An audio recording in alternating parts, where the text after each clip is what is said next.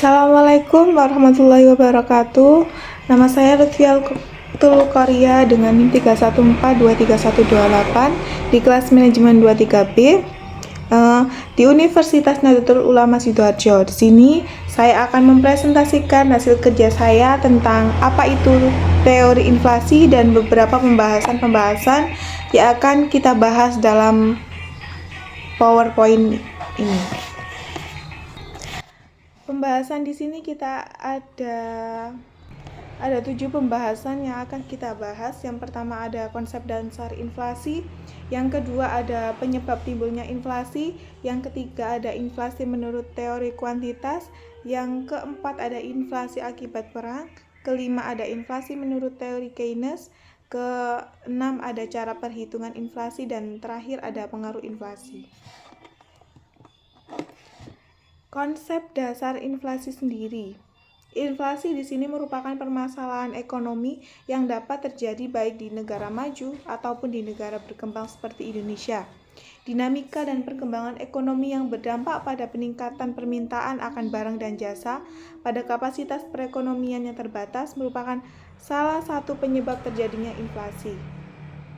Inflasi merupakan kondisi kenaikan harga barang dan jasa secara umum dan terus-menerus. Di situ ada kata di blok ya, kata umum dan terus-menerus. Saya artikan umum di sini berarti kenaikan harga tidak hanya pada satu jenis barang, tapi meliputi semua barang yang dikonsumsi masyarakat. Sementara terus-menerus yaitu kenaikan harga yang tidak sesaat, tapi berkelanjutan dalam waktu tertentu. Penyebab timbulnya inflasi. Yang pertama ada inflasi akibat tarikan permintaan,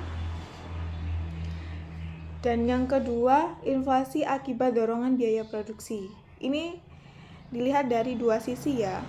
Yang pertama inflasi akibat tarikan permintaan atau demand pull inflation, yaitu inflasi yang terjadi karena jumlah barang yang diminta secara total aggregate demand atau AD melebihi jumlah barang yang ditawarkan dalam perekonomian aggregate supply atau AS. Bisa saya artikan permintaan masyarakat terhadap barang atau jasa selalu mengalami peningkatan sementara kapasitas produksi tetap. Yang kedua ada inflasi akibat dorongan biaya produksi atau cost push inflation. Jenis inflasi yang terjadi ketika biaya produksi barang dan jasa meningkat sehingga menyebabkan produsen menaikkan harga jual produk mereka. Misalnya jumlah produk beras menurun pada musim tertentu karena kegagalan panen, turunnya produksi beras, namun permintaannya tetap. Dapat mengakibatkan kenaikan harga. Selain itu, penurunan jumlah barang yang ditawarkan karena semakin mahalnya biaya produksi dengan asumsi jumlah modal perusahaan tetap, maka kenaikan biaya produksi berdampak pada pengurangan kapasitas produksi. Berikut ada inflasi menurut teori kuantitas. Bisa diartikan yaitu kenaikan harga akan terjadi apabila kuantitas uang ditingkatkan. Menurut teori ini harga-harga adalah proporsi langsung dari jumlah uang atau dapat dituliskan sebagai berikut. P sama dengan K dikali M. Dalam keterangannya, P di sini merupakan tingkat harga atau price. K di sini adalah proporsi tertentu atau konstan. M di sini adalah jumlah uang. Jadi, jika P dan M dinyatakan dalam indeks 100 untuk tahun dasar basic year tertentu dan nilai K adalah 0,75, maka menurut teori kuantitas, bila jumlah uang beredar dinaikkan sebesar 1% dari jumlah semua, maka tingkat harga akan naik 1,5%. Selanjutnya ada inflasi akibat perang. Bisa diartikan yaitu kenaikan jumlah uang yang disebabkan perang, ketidakstabilan politik suatu negara. Dalam kondisi ini, pemerintah membutuhkan biaya yang besar. Apabila pendanaan dibiayai dengan mencetak uang baru, maka ini akan memicu terjadinya inflasi. Inflasi jenis ini disebut juga dengan inflasi perang atau war inflation. Bisa saya contohkan, terjadi pada saat Perang Dunia II. Amerika Serikat telah mengambil tindakan moneter untuk mencegah terjadinya ekspansi kredit bank. Guna membiayai defisit anggaran, pemerintah membiayainya dengan menjual obligasi kepada masyarakat dan bukan pada bank. Akibatnya menimbulkan tekanan yang kuat pada suku bunga karena masyarakat hanya bersedia membeli obligasi dengan tingkat suku bunga yang sedemikian tinggi atau harga obligasi menjadi murah. Selanjutnya, inflasi menurut teori Keynes. Ada 3 kelompok yang diurutkan menurut teori Keynes. Inflasi ini terjadi karena beberapa kelompok ini ingin hidup di luar batas kemampuannya. Yang pertama ada pemerintah. Pemerintah di sini dapat menyebabkan inflasi apabila defisit anggaran pemerintah dibiayai dengan cara mencetak uang baru. Semakin besar defisit anggaran pemerintah yang dibiayai dari mencetak uang baru, akan semakin memperparah terjadinya inflasi. Pemerintah ingin memperoleh bagian yang lebih besar dari output masyarakat dengan cara menjalankan defisit anggaran yang dilakukan dengan meningkatkan anggaran pengeluaran pemerintah. Yang kedua ada dari pengusaha. Pengusaha dapat juga menyebabkan timbulnya inflasi dengan cara memaksakan diri untuk melakukan investasi baru secara besar-besaran, dan investasi itu diperoleh dari kredit bank. Yang terakhir atau yang ketiga dari serikat buruh.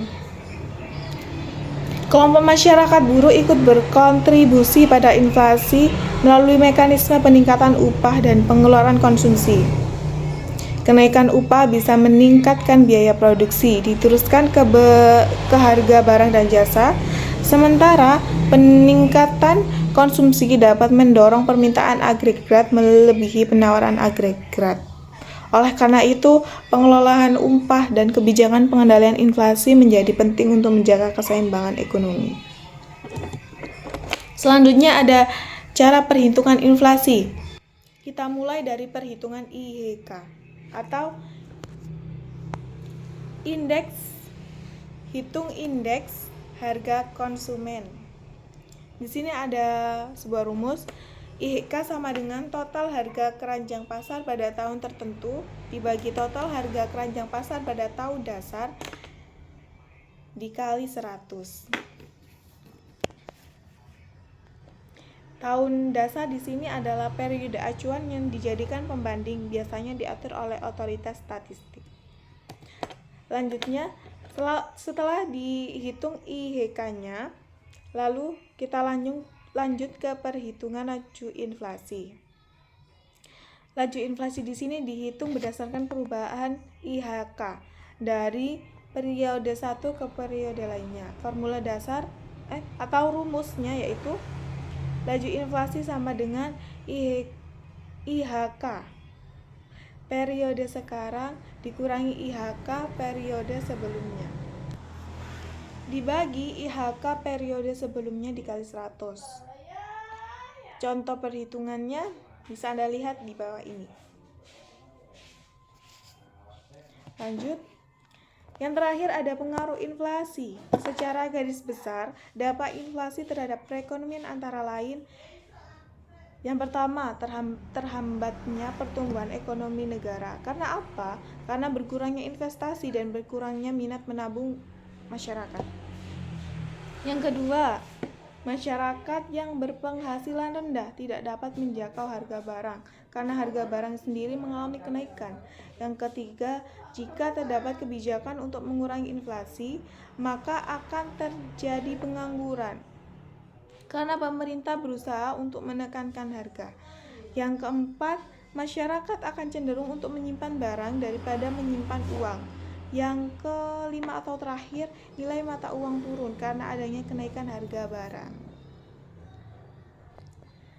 Sekian presentasi dari saya. Terima kasih. Mohon maaf kalau ada salah kata atau kurangnya penyampaian materi pada presentasi saya pada hari ini. Sekian, wassalamualaikum warahmatullahi wabarakatuh.